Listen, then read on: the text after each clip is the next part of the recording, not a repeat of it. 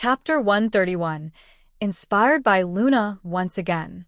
Although Cassandra had no idea what Xiaji was researching in his study, given that he frequently delved into magical studies, this usually wouldn't have drawn much attention. However, this time Xiaji remained in his study for an excessively long period, several days and nights straight, without eating, drinking, or sleeping at all. Upon learning of this from Dabi, Cassandra immediately went to fetch Xiaji back outside. As a result, Xiaji hasn't been allowed back into his study for the past couple of days. Dabi was also assigned to accompany Xiaji at all times, ensuring he ate and slept at proper intervals. Xiaji understood this was done out of concern for him, so he decided to take this time to rest properly. Over the previous few days, his non-stop research had indeed gone a bit too far. Thus, Xiaji fully embraced this period of leisure. Unlike the DA members, who remained constantly busy with homework and spell practice, Xiaji spent his days in utter relaxation, much like a retired old man. This was largely because Nagani's learning ability was simply extraordinary. In fact, Xiaji even opened his personal library exclusively for her use. His library contained materials gathered from both Dark Lords and one White Wizard, alongside various magical research notes compiled by Xiaji himself. Of course, there were no books on dark magic within his collection. Those materials were kept separately, as Xiaji intended to personally instruct Nagani on them later on. After all, aside from someone as exceptionally gifted as Xiaji, attempting to self-study dark magic proved extremely dangerous for anyone else. Even a minor misstep could lead to horrifying consequences. One need only look at the unfortunate fate of that Voldemort who ended up horribly disfigured for details. Xiaji certainly had no desire for Nagani to suffer the same fate. During this time, Nagani made astonishing progress. Her current spellcasting abilities now surpassed even those of elite Aurs. Therefore, Xiaji entrusted Nagani with training and teaching the DA members their spells, freeing him from any further worry over such trivial matters. This was the first time Xiaji truly experienced the perks of being a leader. Having others handle the workload made life wonderfully effortless. Blackhorn emerged from a shed near Xiaji's house. Inside the shed stood Xiaji's suitcase, which boasted ample space, large enough for all the unicorns to live comfortably within it. However, the sky inside the suitcase was artificial, so except during times when they felt like running around, the unicorns preferred staying outside. At that moment, Xiaji was reclining on a lounge chair under a parasol, simply enjoying the scenery. Lord Blackhorn. Went for a stroll just now. I dislike being called Lord, but age-wise I suppose I am. Very well, I did go for a walk. It's wonderful having such a place to run freely. Blackhorn spoke in his signature melancholic tone. If you're hoping to raise our rent, I wouldn't object. Relax, I have no intention of raising your rent. Xiaji casually waved his hand dismissively. By the way, that little girl came by again yesterday. But upon finding you absent, she left. A little girl? You mean Luna? Seems that was her name. Ah. I was engaged in some magical research those days, hence staying in my study. I truly failed to comprehend it. Staying indoors constantly, unable to run, unable to see the sky, unable to breathe fresh air. What joy is there in that? Xiaji replied that such pleasures remained beyond the comprehension of unicorns, who knew nothing of the joys of being an otaku. Blackhorn retorted that humans likewise failed to grasp the sheer bliss of running freely. No point arguing over such matters, as they belong to entirely different species, not even closely related. Xiaji saw no need to argue further, as he noticed Luna, that ethereal girl resembling an elf, slowly walking into the woods while clutching a sketchbook.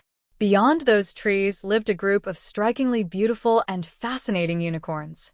All of them shared one common landlord, a boy with a wonderfully charming smile. She knew him only as Xiaji, the one capable of conjuring a crumple-horned snorkack. This was her first time ever seeing a living crumple-horned snorkack. Upon returning home, she'd asked her father countless questions about them, gaining far more detailed knowledge.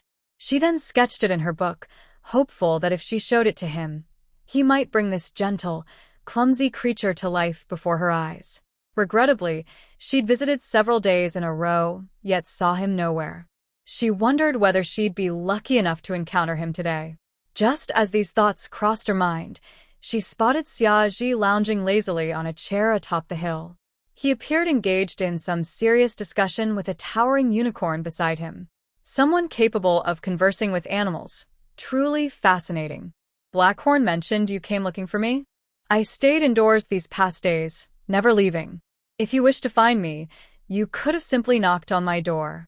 Xiaozhi struggled to rise from his comfortable chair. There are no bothersome flies atop your head now, Luna replied in her dreamy voice. Meaning you've no worries at present. Perhaps some linger, but right now I'm on vacation. Even if they existed, I'd set them aside.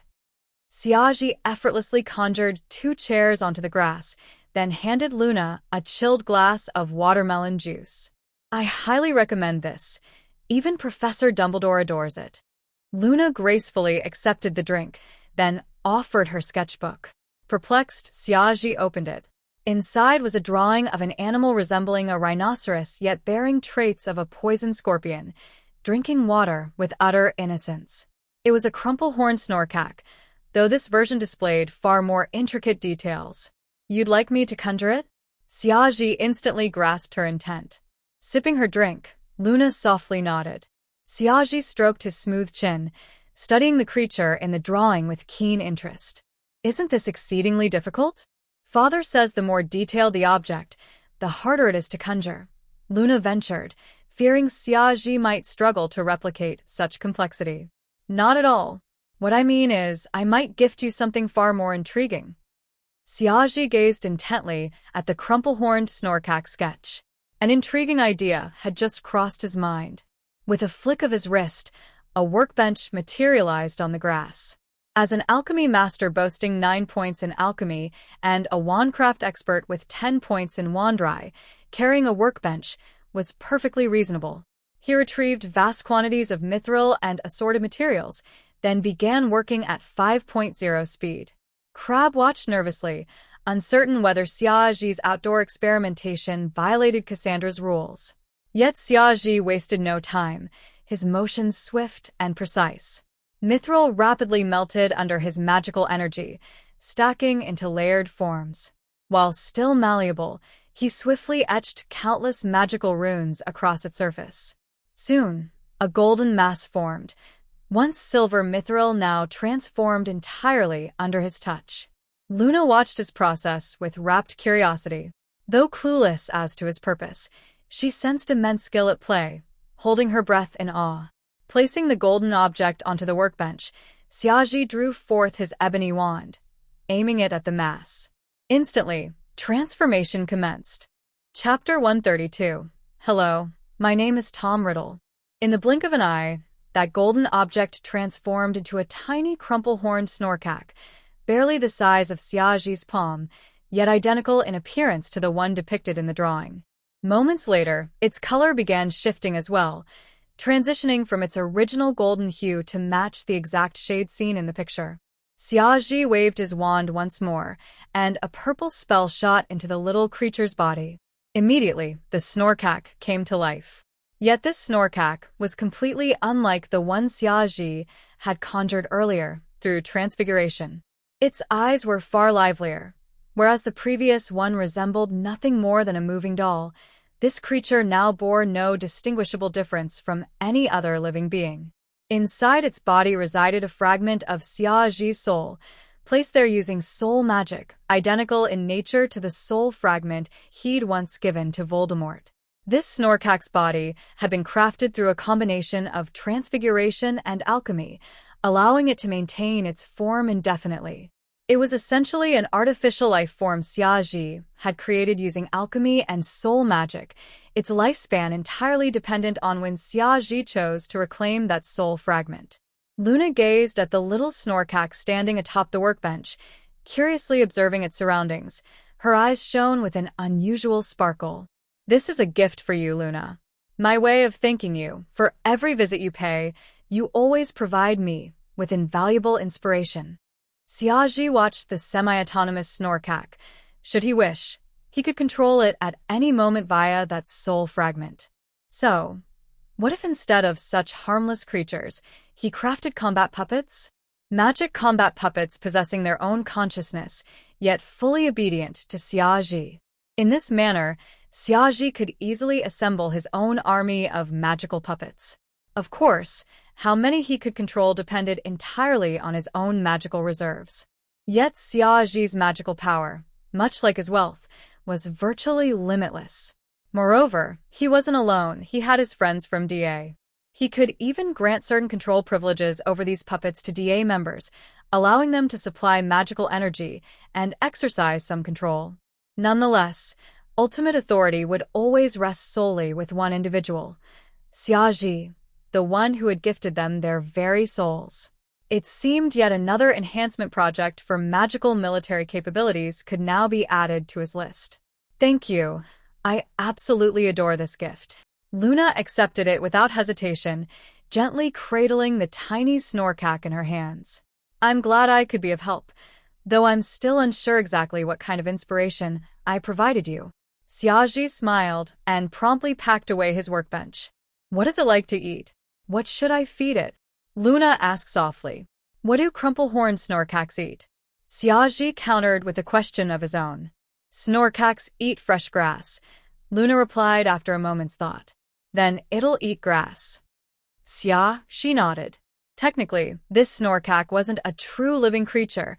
It wouldn't starve even without food. Yet it could consume things, and naturally, what it preferred was entirely up to Xiaji, its sole master. Quietly, Xiaji adjusted the snorkack's permissions, designating Luna as its secondary master, fully obedient to her commands. Instantly, the snorkack's gaze toward Luna turned warm and affectionate. Xiaji lazily reclined back onto his chaise lounge. You truly adore little animals. Luna was now playfully frolicking with the snorkack across the grass. Of course, animals, ordinary or magical, are my absolute favorite. Being around them always feels so lively. She paused briefly, then murmured softly, I love that lively feeling. Suddenly, Xiaji sensed profound solitude within Luna. I love lively feelings too. You're always welcome at my home. It's always bustling with people. I'm sure you'd enjoy making friends there. He recalled Luna's background. Her father was a workaholic, toiling tirelessly to raise her, inevitably neglecting her in the process. Her mother, meanwhile, had died on the spot after attempting a flawed spell. Luna, just 9 years old at the time, had witnessed her mother's death firsthand.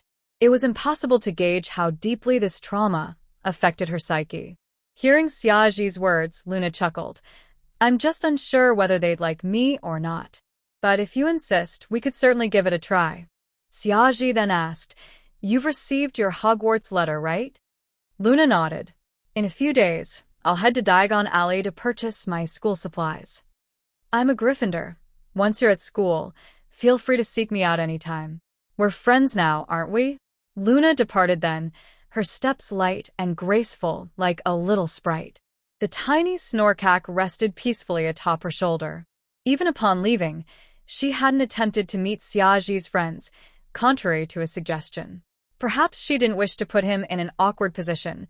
She knew full well she wasn't exactly popular with others. The summer days swiftly slipped by, nearing their end. Cassandra and Hermione had long since returned home. They couldn't possibly stay at Xiaji's residence throughout the entire break. Harry, meanwhile, had visited the Weasleys at their home. Xiaji's once lively household had once again grown quiet. Fortunately, Nagini and Dobby remained, sparing him from utter loneliness.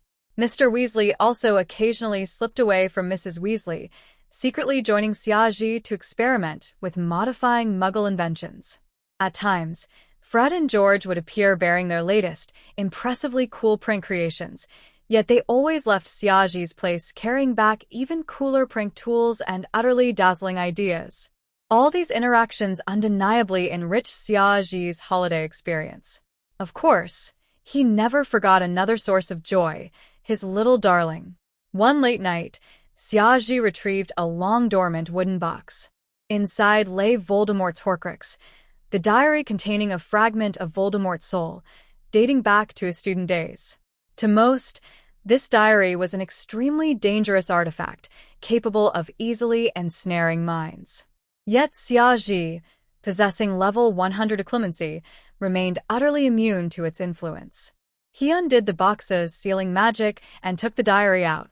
He studied it briefly. Item: Horcrux. Material: ordinary Muggle-made diary. Status: active. Magical power: extremely high. Soul integrity: 30% of Voldemort's total soul. Xiaji felt surprised. He hadn't expected this diary's soul fragment to constitute a full 30% of Voldemort's entire essence. Still, this made sense. This was Voldemort's very first Horcrux, crafted when he was merely a student, possessing far less magical prowess than later in life. Thus, he couldn't yet fragment his soul with such precision. Typically, one could only craft a single Horcrux, except, of course, for Voldemort himself. Hence, this initial Horcrux contained the largest soul fragment of all his Horcruxes. Fascinating, Xiaji murmured with a slight smile. He opened the diary, then deliberately dripped a bit of ink onto its pages. Pretending not to notice, he began writing. My name is Xiaji. I'll be a second year at Hogwarts. I'm a Gryffindor. I hope next year brings me academic success and universal adoration, that everyone will adore me just as much. I truly wish to earn my teacher's affection, like my peer Hermione Granger. Every professor beams at her. I envy her so. Alas, I'm merely invisible, utterly unnoticed by any instructor. Even those girls seem to have eyes only for Harry Potter and his friends. I, too, wish to be someone worthy of admiration and respect. Xiaji scribbled freely, portraying himself as an even more pathetic, unnoticed nobody than Neville Longbottom, yet desperate for attention. Finally, as Xiaji set down his quill, the flamboyant script he'd written gradually faded away. The blank pages then revealed a new line of elegant, flowing handwriting. Hello, my name is Tom Riddle. Chapter 133, Xiaji, Tom. As long as you praise Voldemort, we'll be good brothers. There. Xiaji felt a faint trace of magical energy within the diary, reaching out toward his mind. Xiaji inwardly scoffed. Tom Riddle's legitimacy had always been rather mediocre, even back when they were students. This attempt was so blatant. Was Tom trying to make sure everyone noticed? At best, this was only a level 2 or 3 legitimacy spell. Having mastered occlumency to its fullest extent, Xiaji remained completely unfazed. Yet, outwardly, he acted terrified and panicked. After all, in life, acting skills are everything. Xiaji had already decided to play along with Tom. He found the idea immensely amusing and delightful. Hastily, he stood up, stumbling about in apparent panic until he even knocked over his chair. Why you? How can you write all by yourself? Xiaji feigned utter shock. From a distance, he noticed words beginning to appear automatically on the diary's pages. Don't be afraid, Xiaji. I'm merely a fragment of memory. I won't harm you. Technically speaking, I'm also your senior. I was only in my 6th year when I left this memory behind. Xiaji swallowed hard, acting as though he might bolt at any second. Xiaji, the wish you expressed earlier, I might just be able to help you fulfill it. I've got considerable experience in winning over teachers across all subjects. Plus, I can help you improve your grades dramatically. And if there's a girl you like, I can also teach you how to win her over. Well, Xiaji admitted Tom did have some real talent. Had Xiaji not been living a full social life, but truly been the invisible nobody he pretended to be, even worse off than Neville Longbottom, he'd have genuinely been tempted by Tom's offers. Someone who talks, who offers guidance, isn't that exactly like a wise old mentor? Purely a once-in-a-lifetime opportunity. Truly, few could resist such a lure. After hesitating for quite some time, Xiaji finally nervously sat back down at his desk. Trembling, he picked up his quill and began scribbling furiously in the diary. Hello, Tom, may I call you that? Of course, Xiaji. Tom, are you truly just a memory? Not some evil magical artifact or something similar? Of course I'm not a magical artifact. If I were, you'd already be dead the moment you opened or even touched me. All right, I believe you, Tom. So, is what you said earlier true? Can you really help me fulfill my wishes? I'll do my best. Second-year coursework is quite easy for me. Likewise, building good relationships with teachers is one of my strengths. You truly are extraordinary. No wonder you managed to leave behind such a remarkable diary back in 6th grade. Xiaji, may I ask you something? Go ahead. Where exactly did you obtain me? I mean, this diary? Today, while shopping in Diagon Alley, I witnessed a fight at the bookstore. Chaos ensued, my books scattered everywhere. In the confusion, I quickly gathered them up and left. Only later did I notice this diary tucked inside my textbook. It seemed rather old, yet blank, so I figured I'd use it to write in. I'm rather poor, so... Xiaji spun his lies effortlessly, no hesitation whatsoever. Tom fell silent briefly, then Xiaji once again sensed legitimacy at work. Tom had been sealed inside a wooden box, remaining dormant until it was opened. Thus, he needed to verify whether Xiaji was telling the truth. Having confirmed via legitimacy that Xiaji spoke truthfully, Tom ceased suspicion, completely unaware of Xiaji's formidable occlumency skills. Are you a half-blood wizard, or perhaps from a Muggle-born family? Tom cautiously inquired, deliberately avoiding asking if he was pureblood. Purebloods rarely lived in poverty, and to Tom, Xiaji appeared timid and meek, lacking any trace of pureblood poise or elegance. This perception stemmed from Tom's school days, when the Weasleys hadn't yet fallen into destitution. I'm not sure. I grew up in an orphanage. I've no idea who my parents are. Oh, I'm sorry, I shouldn't have asked. But please don't feel inferior. I too was raised in a Muggle orphanage. Ah, we truly are alike. Mine was called Wool's Orphanage in London. I swear I'll never return there. Hogwarts is my true home. Xiaji, unbelievably, we actually hail from the same Muggle orphanage. Tom genuinely seemed astonished. Tom, so you two came from Wool's Orphanage? You're truly remarkable, so accomplished. I, on the other hand, am utterly invisible, poor at studies, and unpopular. Thereafter, Tom patiently comforted this timid and insecure junior. Can you tell me, who's currently the greatest wizard of all? Tom asked, utterly confident Xiaji would name him. Tom firmly believed his future self would undoubtedly become history's greatest wizard. The Tom within the diary retained only memories predating his 6th year. At this point, he had no idea his future self had since become a fragmented soul barely clinging to existence. Most people say the greatest wizard of this century is Albus Dumbledore, Xiaji dutifully wrote. Nothing else? No, that's all. Haven't you heard of any other great wizards? Tom couldn't accept that his future self remained so obscure. Well, there's actually another individual, but I can only tell you this in confidence. You mustn't reveal it to anyone, or I'll be arrested and sent to Azkaban. Who is he? Rest assured, I'll keep it to myself. Very well, I believe the true greatest wizard of this century isn't Dumbledore, but another. The wizarding world calls him the Dark Lord. They even dare not utter his actual name. His life is precisely what I aspire to. Who is he? Tom asked, growing slightly impatient. He calls himself Voldemort. He commands his followers, the Death Eaters, and has achieved feats that leave all in awe. I wish I could possess even half his glory. Tom basked in the praise. Via legitimacy, he sensed Xiaji's admiration and reverence were utterly genuine. Then why don't you claim he's the century's greatest wizard? Because he vanished. Everyone says he's dead. What? Tom found it unbelievable that such a powerful being could die. Yet hadn't he crafted Horcruxes?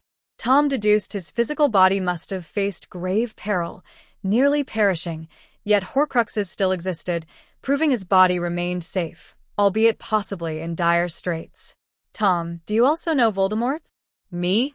Of course I know him. I admire him just as much as you do. Tom realized this young wizard clearly revered his future self, so he resolved to extract information from him. Xiaji solemnly wrote, "Excellent. Tom, as long as you praise Voldemort, you'll be my good brother." Chapter 134. Xiaji.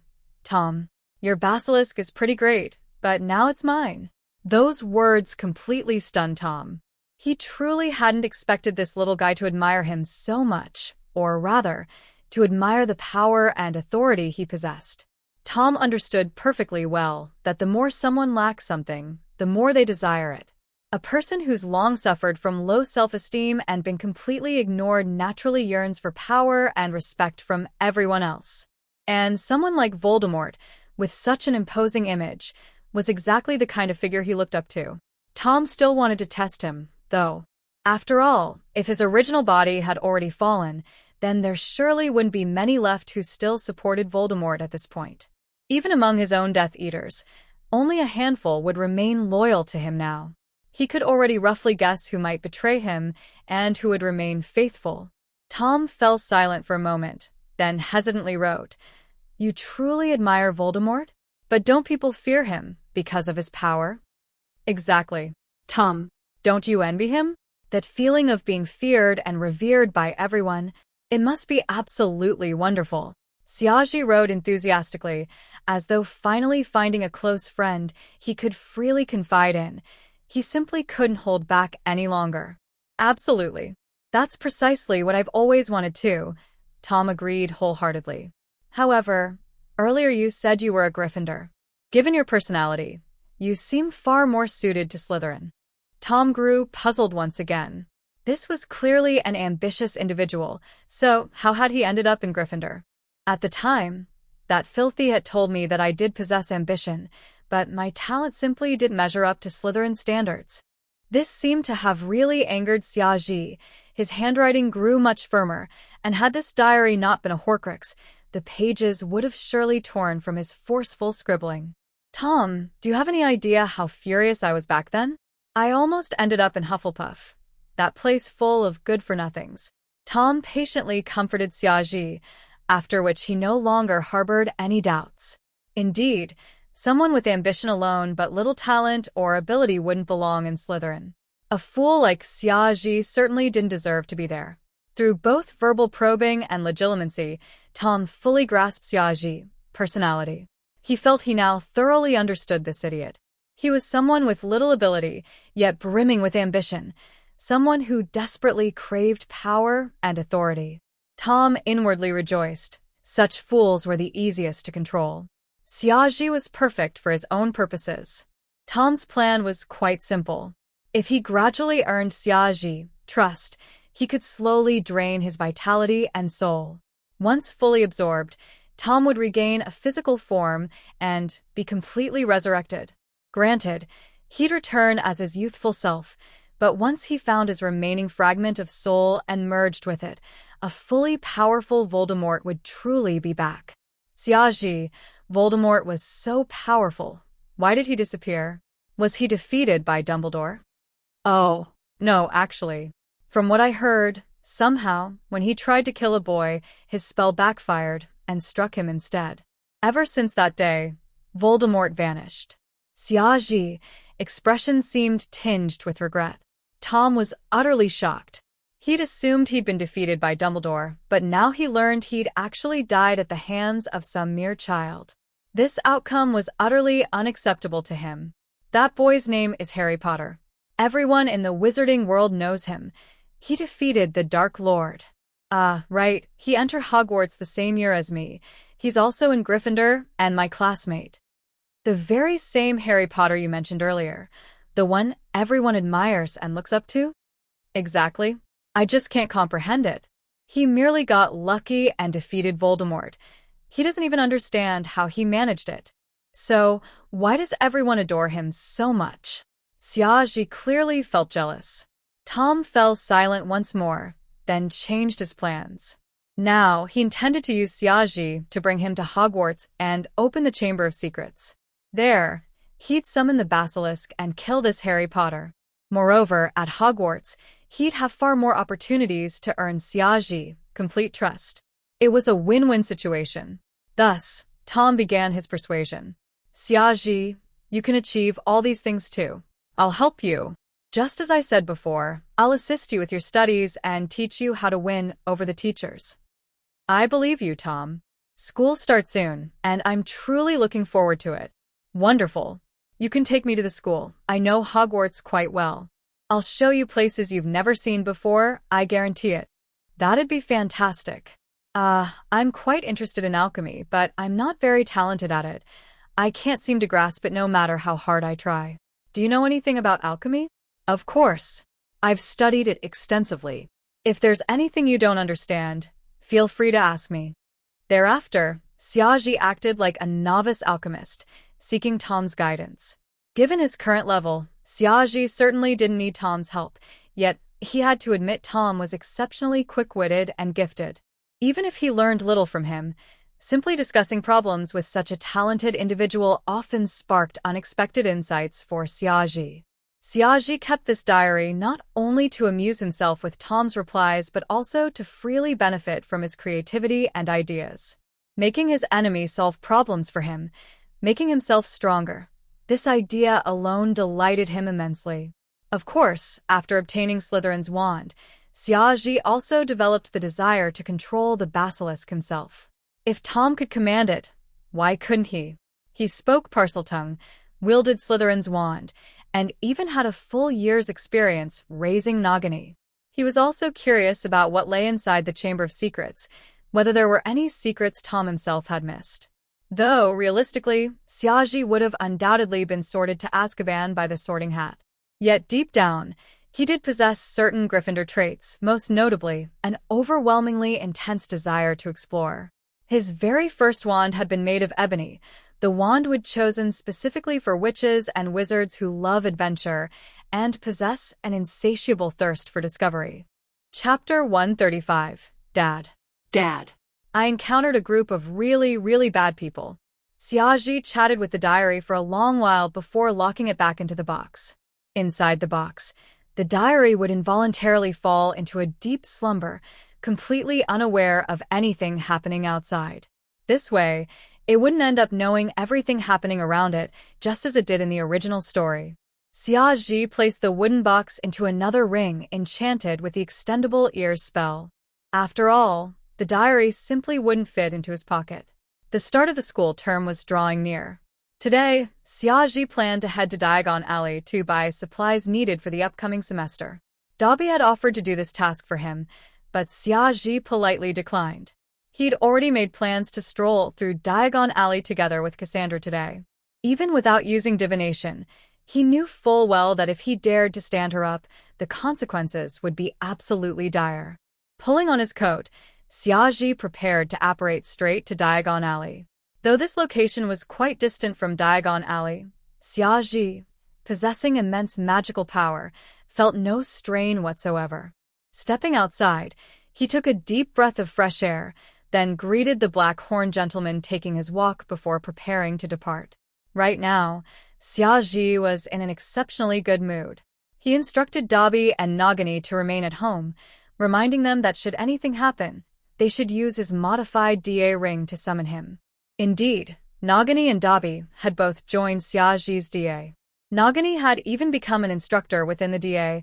Xiaji no longer needed to personally teach any spells to its members. As for Dobby, Xiaji assigned him a specific task, to seek out as many expelled house elves as possible, trying his best to bring them all back home. Yet truly independent-minded house elves like Dobby were exceedingly rare. Most expelled elves simply hid away, too ashamed to show themselves, eventually withering away in solitude. Nevertheless, Dobby persisted in his search. Just as Xiaji was about to apparate away, suddenly, a childish voice rang out from afar. Daddy. Daddy, I finally found you. Xiaji stared up in utter confusion. Who on earth was calling him Daddy? Then he saw it, a hideously ugly Norwegian ridgeback dragon. Xiaji's brows immediately knotted into a grim frown. Wasn't that Norbert? Hadn't it been sent off to Romania? How is it showing up here? A flurry of questions raced through his mind. Daddy. Daddy. I encountered a group of really bad people. They kidnapped me and took me to a place called Romania. They were absolutely horrible. There were loads and loads of other dragons imprisoned there too. Thanks to his druidic abilities, Xiaji heard Norbert's words crystal clear. I flew for ages before finally finding you. Daddy, I missed you so much. With a thunderous crash, Norbert landed right in front of Xiaji, sending up a massive spray of dirt. Xiaji gazed sorrowfully at the torn-up lawn. Nagini had already drawn her wand. Unable to comprehend Norbert's speech, she'd merely seen a grotesque dragon swooping down and throwing itself at Xiaji. She'd assumed the dragon meant to attack him. Xiaji swiftly intercepted the spell Nagini was about to unleash. Turning to Norbert, he spoke earnestly. Listen, I'm not your daddy. You can't stay here. Romania is where you belong. There, you've got your own kind. Norbert drooped his head dejectedly, tears the size of peas tumbling down onto the ground. Is daddy not wanting me anymore? What? I'm not your daddy. Look at me, then look at yourself. We don't resemble each other at all. There was absolutely no room in his life for a dragon. Dragons were classified as XXXXX creatures precisely because they were notoriously untamable and unpredictable. If Norbert stayed here, Xiaji dreaded imagining what chaos it might wreak once he left, unleashed and unrestrained. Even a hyperactive husky only destroyed furniture. A dragon? It'd reduce a house to rubble. Chances were slim he'd even find this spot again upon returning. Thus, Xiaji absolutely refused to let Norbert remain. Norbert glanced at his own body, then back at Xiaji. Norbert gets it now. Norbert doesn't look like Daddy. Norbert looks like Mommy. Daddy, where's Mommy? Puffed. Xiaji nearly choked on his own blood from frustration. How was he supposed to know where Norbert's mother was? Who the hell even knew where Jigglypuff had procured that dragon egg? Glancing at the time, Xiaji wondered, should he cancel today's plans with Cassandra? He'd claim a dragon had shown up, calling him Daddy. Knowing her, she'd probably blast him with an exploding spell before he finished speaking. Requests for flowers? 0. Xiaji hurried into a shed beside the house, retrieved his suitcase, and politely invited the unicorn inside.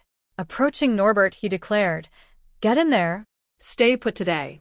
If you manage to remain calm and obedient, I won't send you away. Ecstatic, Norbert nodded vigorously and promptly slithered into the suitcase. Xiaji shut the lid, locked it securely, then layered on several protective spells to seal it shut. Nagini gazed in astonishment. So, you're this dragon's daddy? Absolutely not. Xiaji plopped down on the suitcase, head aching. It hatched at Hogwarts. I witnessed its hatching myself. Turns out it latched onto me instantly. Later, I sent it to Romania, but somehow it flew right back here. Nagini smiled softly. You truly exude a magnetic charm.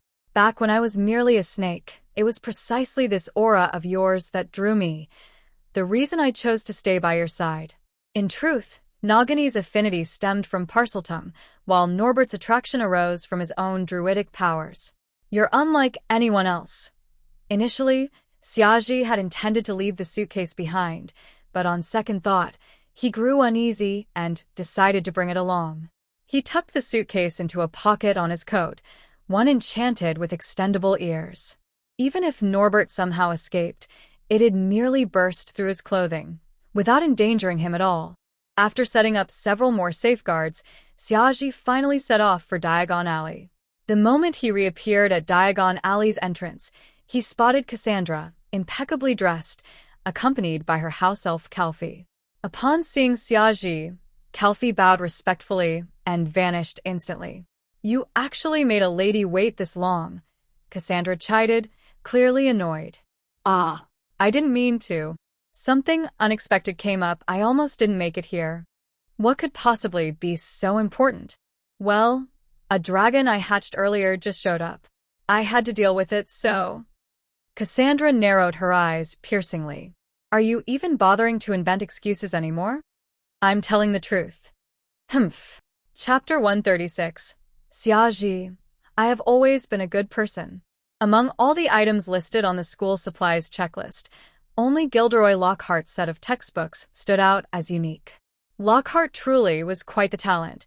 This wasn't merely students buying textbooks, it was essentially him promoting his own books. The prices were far from cheap, making it difficult for many young witches from less affluent families to afford them. "I've read all of Lockhart's books," Cassandra Vole remarked. "The stories are enjoyable, but they just don't seem very realistic.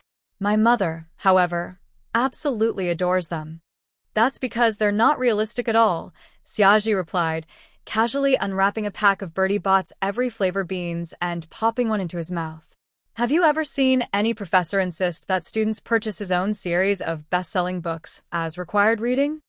Naturally, Xiaji knew full well that Lockhart would be taking up a professorship at Hogwarts, and Cassandra had already learned this secret tidbit from her mother. "Do you think his 027 experiences are all fabricated?" Cassandra asked. "Whether they're fake or not, Professor Dumbledore will surely determine that. As for defense against the dark arts, I really couldn't care less." Xiaji had no interest in exposing Lockhart's lies at the moment.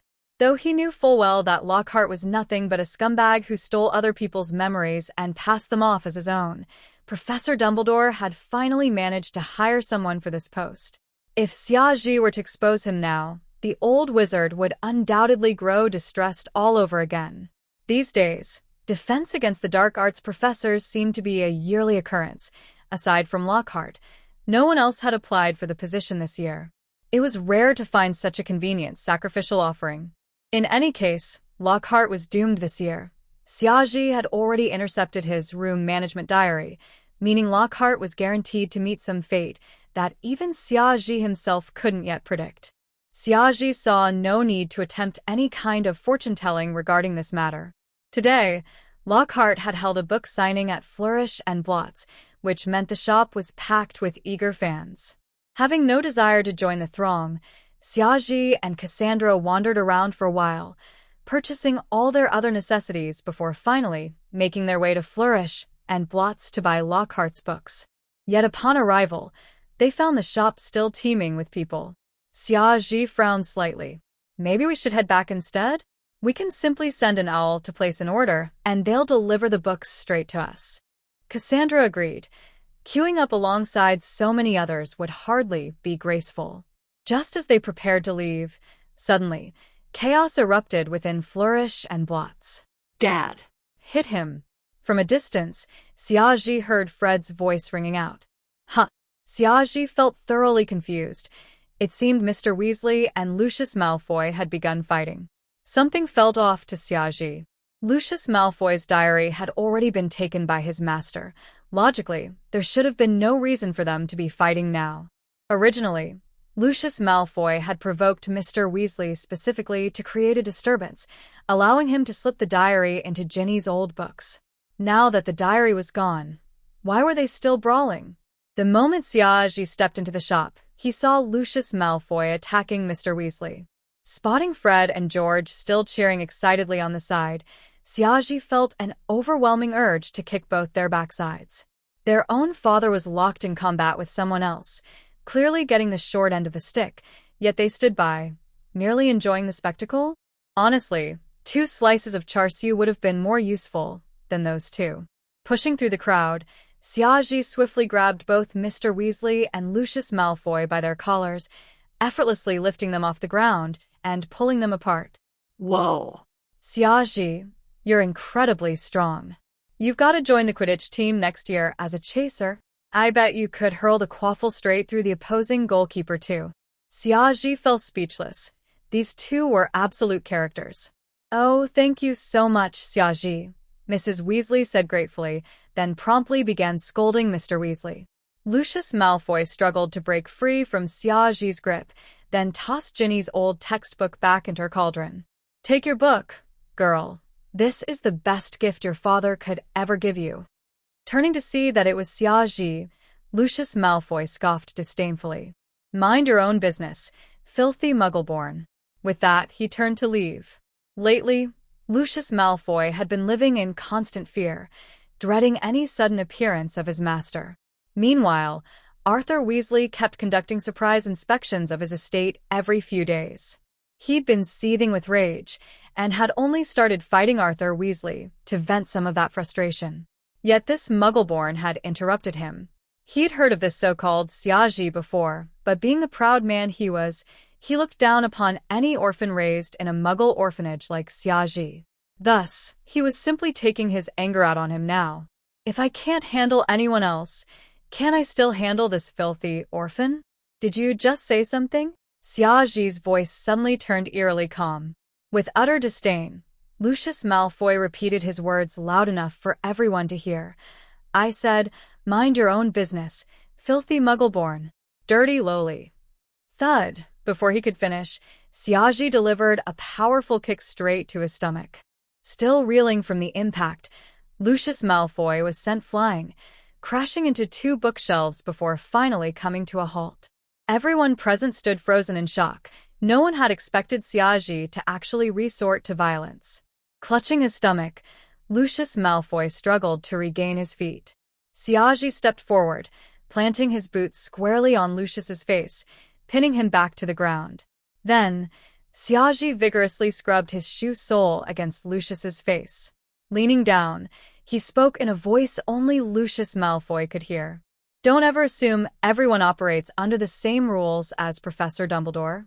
Should I ever hear that word leave your lips again, I'll ensure the Malfoy family becomes nothing but a footnote in history, right before your very eyes. Furious, Lucius Malfoy raised his head, ready to hurl insults at this presumptuous Muggle-born. Yet upon meeting Siaji's gaze, he instinctively fell silent. Those eyes were terrifying. They resembled the very stare of his own master. Despite looking only 11 or 12 years old, this boy radiated an aura of sheer dread. Lucius Malfoy felt an overwhelming premonition. Should he dare utter even a single word of defiance, he'd almost certainly die. This sensation was more intense than anything he'd ever experienced.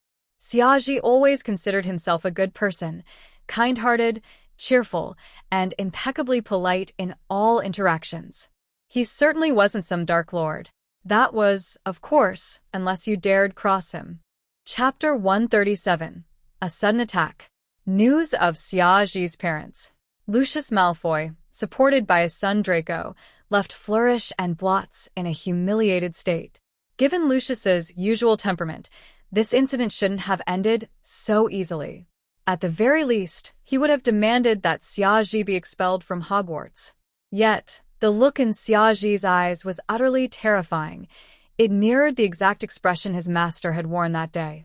Normally, Lucius wouldn't have feared a mere child's gaze, but lately he'd become extremely sensitive, suffering nightmares every night. Those dreams were filled with Voldemort's crimson glowing eyes. Thus, upon witnessing Siaji's eyes, so strikingly similar to those of the Dark Lord, he immediately suffered a severe case of PTSD. No trace of defiance or vengeful thoughts remained within him. You were far too impulsive, Siaji, Cassandra Vole chided gently. Not really impulsive. If I'd truly acted on impulse, he wouldn't have even made it out the door, Siaji replied calmly. The Weasleys quickly gathered around, joined by Harry, Hermione, and the others. Everyone gazed at Siaji with deep concern. They firmly believed Lucius Malfoy would never let this slide.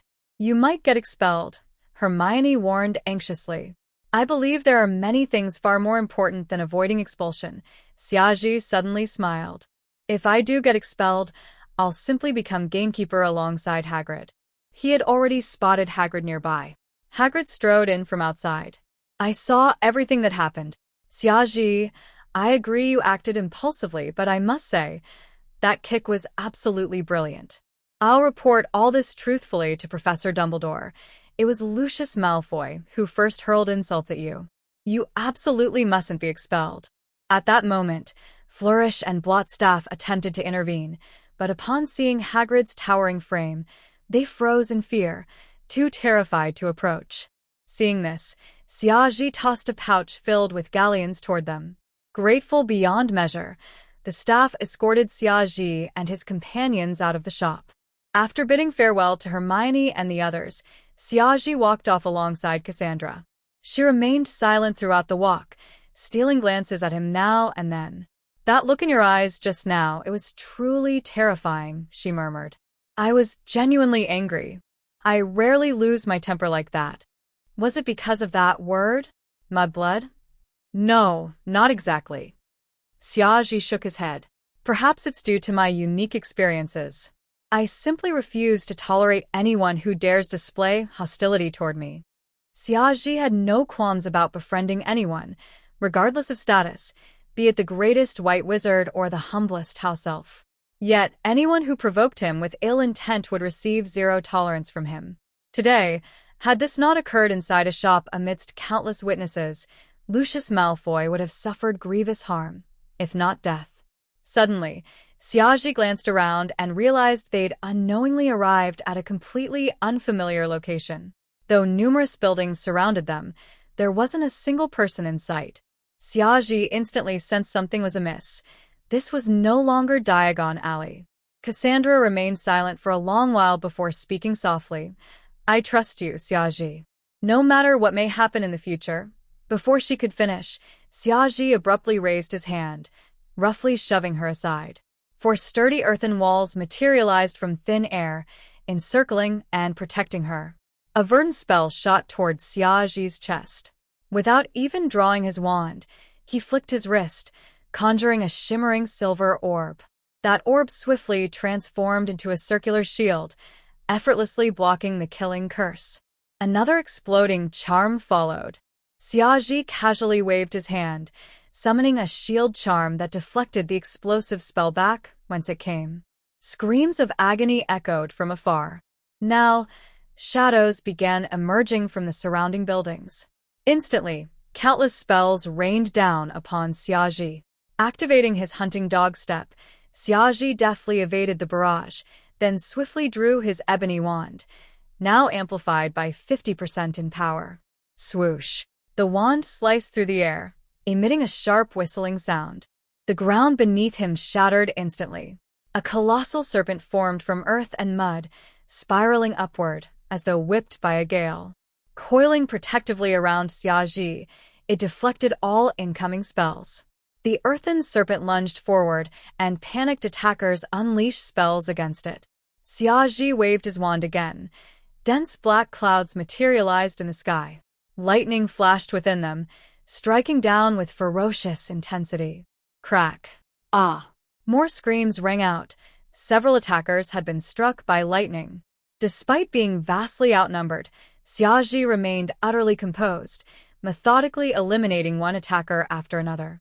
Swoosh! His wand cut through the air once more. A fiery red bird burst forth, blazing with intense heat, diving straight toward the shadowy figures. Anyone touched by it instantly turned to ash. The fiery bird soared toward the buildings, its flames spreading rapidly. No hidden attacker could escape its wrath. Ah! No! We must flee. No! Desperate cries filled the air. Soon, all screams ceased. No more spells flew. The attackers appeared utterly annihilated. Xiaozhi raised his left hand, clenched it into a fist, and all crimson flames on the buildings vanished instantly. Only the earthen serpent remained, coiling protectively around him, eyes fixed ahead. Yet, Xiaozhi stayed vigilant. Pat, pat, pat. He gazed into the distance. Dust gradually settled, revealing a tall, slender figure emerging unharmed from the haze. Xiaozhi stared coldly at the man cloaked in black, face concealed. The figure began clapping slowly. Excellent. Truly excellent. Such extraordinary magical talent. Worthy indeed of being their son. Xiaozhi's grip on his wand tightened. You know my parents? Who are you? Why did you send people to kill me? Initially, Xiaozhi had assumed it was Lucius Malfoy. Perhaps the man had finally mustered courage, gathering many to kill him. Yet, only then did he realize, no Malfoy could command such a vast number of powerful wizards. This was clearly a premeditated trap, definitely not Lucius's doing. As Xiaozhi struggled to identify this mysterious foe, the cloaked man spoke of his parents. Defeat me, and I'll tell you everything. The man produced a uniquely shaped wand, then lowered his hood, revealing an Asian face. Xiaoji's pupils contracted sharply. Chapter 138. The First Battle with an Eastern Wizard. Black hair, black eyes, an Asian face. Could this person also be from the Celestial Empire? If you want to fight, then come on, Xiaoji said calmly. This time, he spoke in Chinese. The middle-aged man across from him chuckled. Kid, you're quite arrogant. No wonder you're the son of those two. Your arrogance is practically identical to theirs. The man also spoke in Chinese. Xiaoji instantly realized this man must be closely tied to his own origins. Though he felt no emotional connection to his parents in this life, they were still his parents. If he could locate them, that would be a good thing. Without wasting another word, Xiaoji commanded the earthen serpent coiling before him to lunge at the man. Seeing the massive serpent charging toward him, the man remained unfazed. With a mere flick of his wand, the serpent's movements abruptly halted. Then, raising his left hand, he waved it toward the serpent, and it instantly reverted back into a cloud of dust. Xiaoji's pupils contracted. This was magic he'd never seen before. Could this be some kind of spell from the Celestial Empire? Though this was merely a casual test on Xiaoji's part, the fact that his transfiguration had been effortlessly undone was unprecedented for him. Xiaoji boasted a proficiency level of 10 in transfiguration. His spells shouldn't be so easily broken by just anyone. The sheer power displayed by this man immediately earned his respect. While Xiaoji stood astonished, the man himself was equally stunned. Initially, he'd figured a mere child wouldn't possess anything more than basic transfiguration skills. One simple spell should have been enough to nullify it. Yet when he cast a spell, the serpent only paused momentarily, and then kept charging forward. Forced into action, he secretly unleashed his ultimate trump card. In truth, when the man raised his left hand, he wasn't employing any special magic as Xiaoji assumed. Instead, he scattered an extremely rare powder capable of nullifying any disguise or transfiguration spell. The ingredients required to craft this powder were largely extinct. Every single grain used was priceless. On the surface, the man appeared relaxed, but inside, he was heartbroken at the cost. Thankfully, Xiaoji had no idea how dearly this man paid to dispel his magic, so he refrained from using transfiguration again. Yet Xiaoji's abilities extended far beyond transfiguration alone. Watching the man stand there nonchalantly after nullifying a spell, Xiaoji's expression turned serious. Though the man appeared calm, he was actually still catching his breath. Gripping his wand's base with his left hand, Xiaoji suddenly summoned a wisp of deep blue flame. That flame morphed into a deep blue phoenix, which immediately darted toward the man's face. Without waiting, Xiaoji unleashed 2 scorching spells in rapid succession. He refrained from using the killing curse. He needed this man alive. He still had questions to ask. The man clutched his wand with his left hand, murmuring incantations, then thrust his hand towards Xiaoji's phoenix. Crack! Thick bolts of lightning erupted from his palm, striking the phoenix head-on. The deep blue phoenix faltered momentarily, its flames dimming significantly. Utilizing short-range apparition, the man swiftly dodged Xiaoji's spells. All the while, he kept chanting, then pointed his strangely shaped wand at the phoenix. A massive dragon forged entirely of lightning shot forth from his wand tip, colliding violently with the phoenix. For the first time, Xiaoji witnessed such an awe-inspiring display of magic.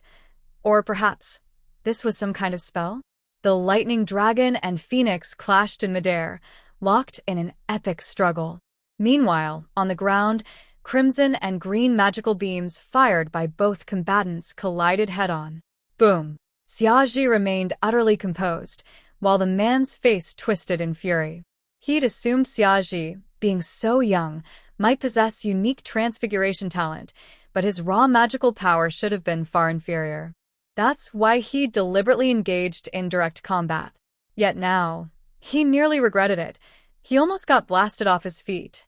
Xiaoji wielded limitless magical energy, and to top it off, he wielded a specially modified ebony wand capable of boosting spell power by 50%. From the very outset, the man nearly lost his footing. Only by summoning all his strength did he manage to hold his ground. But continuing this exchange was clearly untenable, so he decisively broke contact. Boom. Crack. Their battle raged on furiously. Eventually, the man could only rely on his vast combat experience to keep circling Xiaji, yet he knew defeat was near. His magical reserves were nearly depleted. Finally, caught off guard, he was struck by an unseen force, the spectral silhouette of a unicorn conjured by Xiaji. Tipped with a disarming charm, the unicorn's horn slammed into the man's lower back. Aya! Screaming in agony, the man collapsed to the ground. His bizarrely shaped wand tumbled into Xiaji's hands. Xiaji examined the wand. It was thick, entirely black, and curved like a miniature wooden serpent sword. Meanwhile, the lightning dragon dissipated into thin air, its energy spent. Xiaji recalled his phoenix and unicorn. Slowly approaching the fallen man, he stayed vigilant. He concluded the man's abilities were merely average. Aside from that initial transfiguration nullification and that dazzling lightning dragon, he offered nothing truly impressive. Truth be told, had Xiaji continued using transfiguration, this man would have already lost. Now, I expect you'll tell me what I want to know, Xiaji declared, aiming his wand at the man. Ha ha ha, the man suddenly sneered. Do you really think you've won?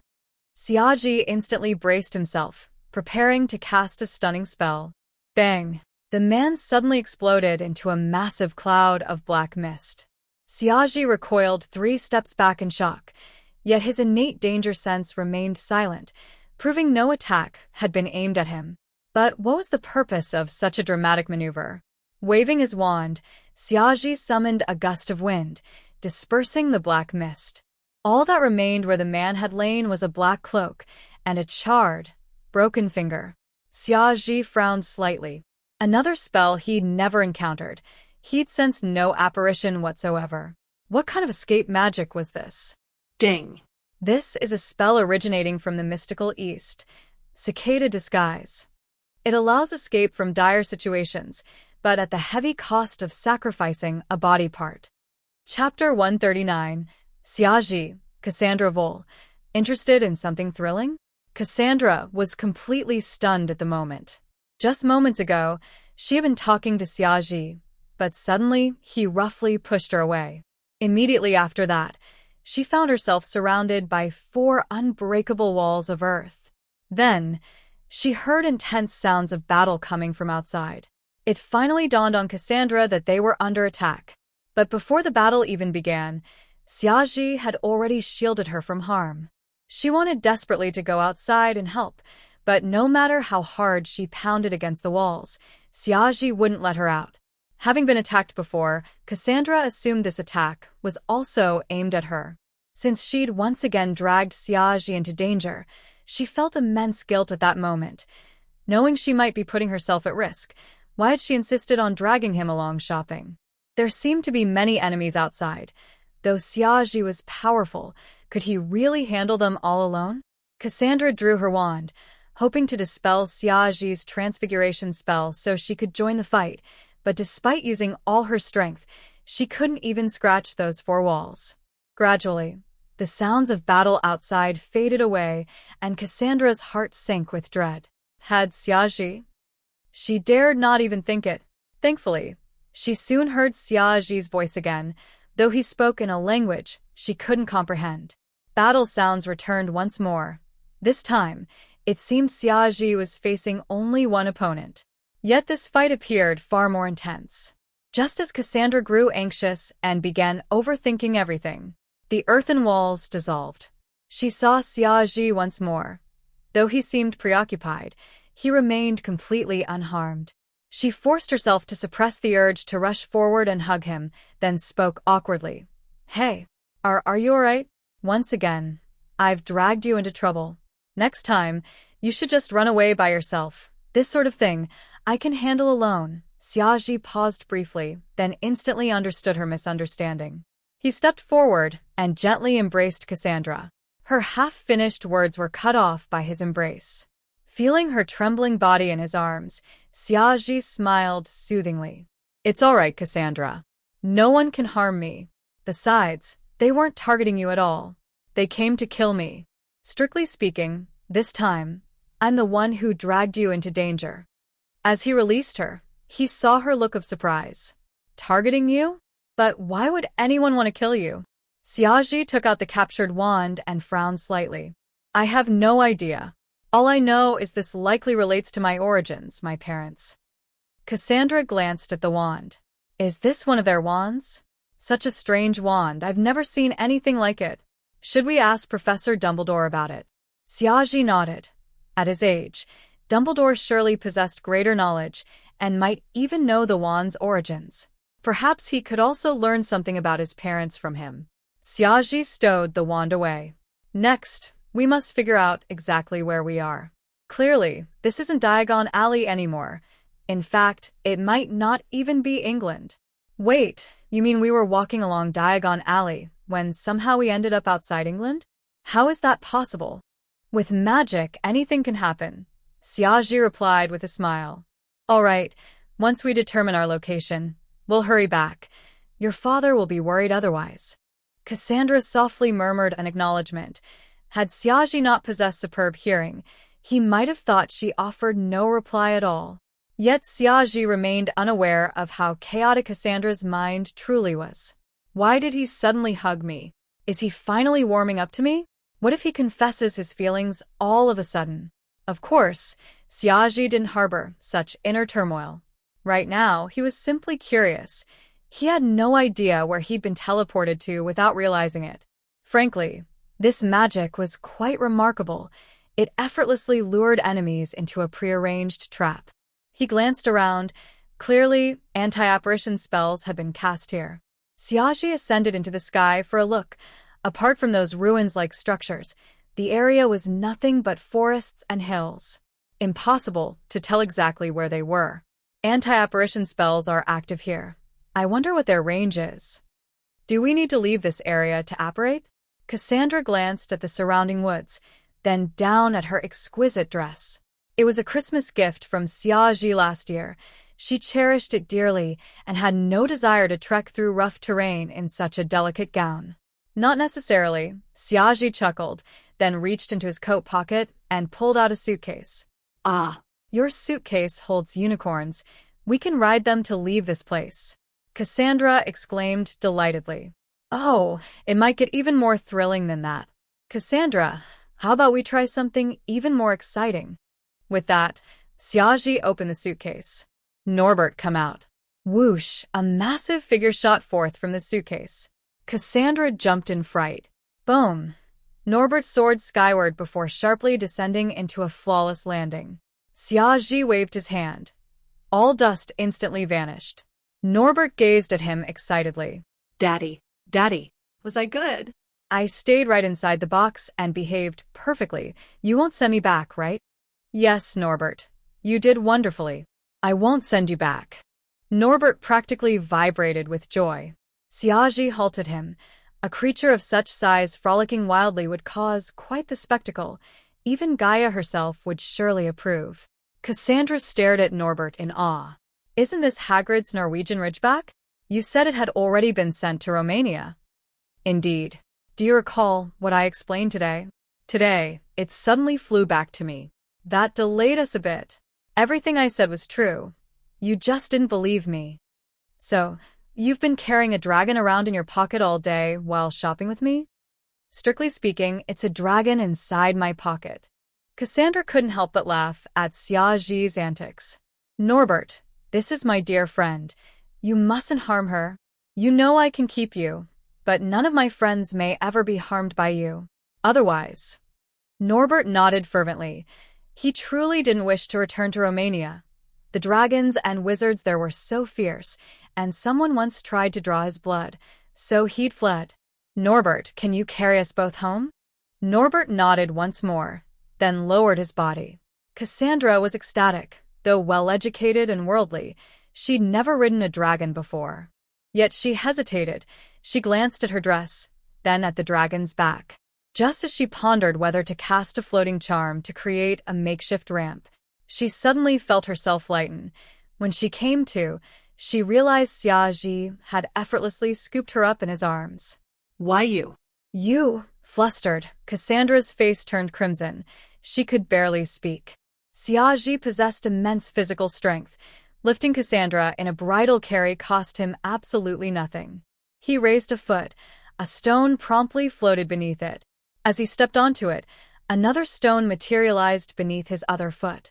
Thus, cradling Cassandra, he ascended step by step along those floating stones until reaching the dragon's back. Of course, Xiaji could have simply used transfiguration to conjure a staircase, but that wouldn't have been nearly as dashing or graceful. And Cassandra adored grace and elegance. Chapter 140, Cassandra Vol. Don't get me wrong. I'm following you because I want to learn. Xiaji was quite strong, no doubt about it. As Xiaji stood on Norbert's back, a flat platform suddenly appeared there. The platform was covered in soft, exquisite velvet, making it extremely comfortable to sit on. Xiaji gently set Cassandra Vol down on the platform, then signaled Norbert to take off. Norbert excitedly ascended into the sky. Since they had no idea where they were, Xiaji instructed Norbert to fly in any direction for now. Xiaji waved his hand, and a transparent dome enveloped the entire dragon's back. The fierce winds generated by Norbert's rapid flight transformed into gentle, cool breezes upon passing through the dome. Xiaji then applied several concealment spells to Norbert, though not disillusionment charm, ensuring that muggles wouldn't be able to spot them.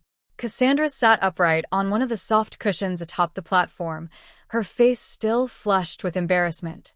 She tried to spout a few defiant remarks to salvage her dignity, but the moment she glanced at Xiaji, all her courage vanished. "Cassandra, do you enjoy flying?" he asked. She replied softly. "I love flying too. The first time I flew, it felt absolutely wonderful, completely free, able to go wherever I wished."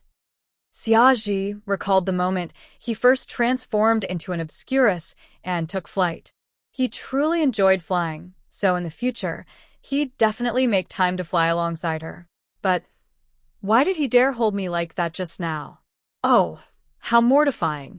Xiaji gazed around from atop the dragon's back. Moments later, he realized exactly where they were, because he spotted the Eiffel Tower. He was utterly stunned. How on earth had this trap been set up? Just by casually strolling around, they'd somehow ended up in France. Xiaji promptly directed Norbert toward a new direction. In truth, they'd long since left the range of anti-apparition spells. With Xiaji's abilities, they could have operated back at any time. Yet no one brought this up. On the platform, Xiaji conjured a small tea table and piled it with various snacks. He also poured Cassandra a glass of chilled watermelon juice. This habit of carrying cold drinks wherever he went was something he'd learned from Professor Dumbledore, and it proved incredibly useful now. Gradually regaining her composure, Cassandra gazed at the passing scenery below, her eyes shimmering with excitement. Deep down, she longed to explore the world, otherwise, she wouldn't have so easily been lured to Albania last time. "During the next holiday, would you like to travel with me?" Xiaji suddenly proposed, as if reading her thoughts, a suggestion she simply couldn't refuse. "Where would you like to go?" she asked. Xiaji pointed downward. France. "We came here in a hurry this time, so next time, we'll explore it properly. Since you've invited me so sincerely, I'll reluctantly accept. Though getting permission from my parents will be quite troublesome." Xiaji silently agreed. The only real hurdle was securing her father's approval. Yet, he wisely refrained from voicing that thought. "I want to become as strong as you," Cassandra murmured after a pause. "You must know a way, right? You're still young, and your magical abilities are still developing. You'll grow stronger in time." No, I don't want to wait. "I know you definitely have a method. I refuse to wait until next time only to stand by helplessly, unable to do anything at all." Her head drooped in disappointment. She truly didn't want to be a burden. She wanted to contribute too. Xiaji scratched his head. He had the system which he considered his own innate talent, but that was irreplicable. For Cassandra to become strong instantly, that was practically impossible. "All I can say is that I'll do my best," he replied, sensing her determination. I believe in you, Xiaji. I'll always follow you. But please don't misunderstand. I simply want to grow stronger. Despite Norbert's incredible speed, it was already past 9 in the evening when he returned above Vole Manor. Mr. Vole paced frantically at the entrance, frantic with worry. He'd dispatched Fifi, but she'd searched Diagon Alley thoroughly without finding either Cassandra or Xiaji. Mrs. Vole comforted her husband, though she herself now fretted over their daughter, though she'd always trusted Xiaji completely. Suddenly, a deafening roar echoed through the air, as though the very atmosphere had been torn apart. Mr. and Mrs. Vole looked up and witnessed a massive black silhouette plummeting from the sky. A dragon? Eileen, get down. Mr. Vole drew his wand. Norbert, don't be reckless. Duck. Mrs. Vole yanked her husband aside. No. I must protect you. Mr. Vole bravely stepped in front of his wife. Boom. The fire dragon crashed to the ground. From now on, land like this. Don't destroy anyone's lawn. I'm still grieving over the damage to our own grass. Xiaji's familiar voice rang out from atop the dragon. The Voles exchanged glances, then stared at the dragon's back, where a platform seemed to exist, bearing 2 figures. Whoosh! Xiaji swiftly apparat forward, clutching Cassandra's waist. He'd apparat directly from the dragon's back. Noticing Mr. Vole's gaze, Xiaji subtly released his grip. Mrs. Vole studied Norbert, then turned to Xiaji and Cassandra.